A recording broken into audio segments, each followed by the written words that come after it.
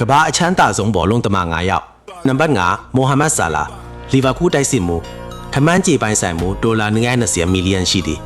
ကွင်းတွင်းဝင်ငွေမင်းမာမှုကြောင့်အဓိကဖြစ်သည်နင်တူ၏စပွန်ဆာစာချုပ်များ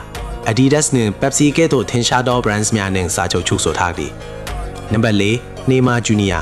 ဘရိတ်စင်ဂျာမီမှဘရာဇီးတိုက်စစ်မှုခမန်းကြေပိုင်ဆိုင်မှုဒေါ်လာ990မီလီယံဝန်းကျင်ရှိသည်ကြီးမားသောစာချုပ်များဖြင့်မောင်းနှင်ထားသည်ထင်ရှားသည်မှာပူမာနှင့်ပူပေါင်းဆောင်ရွက်မှုနှင့်ဘာစီလိုနာမှ PSG သို့စံချိန်တင်ပြောင်းရွှေ့ခြင်းနံပါတ်3ကီလီယန်အမ်ဘာပေခမန်းကြေဝင်ငွေဒေါ်လာ900မီလီယံရှိသည်ပြင်သစ်တိုက်စစ်မှုသည်အခွင့်အရေးယူနိုင်ခဲ့သည်ပရိတ်စင်ဂျာမီနှင့်စာချုပ်များနှင့် Nike, EA Sports, Hublot တို့အတွက်များစွာသောကြော်ညာကမ်ပိန်းများနံပါတ်2လီယိုနယ်မက်ဆီရွှေဘောလုံးစုရတိုက်စစ်မှုလက်ရှိအင်တာမိုင်ယာမီတွင်ပတ်စံနေသည်အင်တာမိုင်ယာမီခမန်းကြေပိုင်ဆိုင်မှုဒေါ်လာ800မီလီယံရှိသည် Adidas, Pepsi ကဲ့သို့ brands များနှင့်ပူးပေါင်းဆောင်ရွက်မှုများသင်အမြင်ရနံပါတ်1ကဘာတူလဲအောက်က comment မှာပြောခဲ့ပါဦး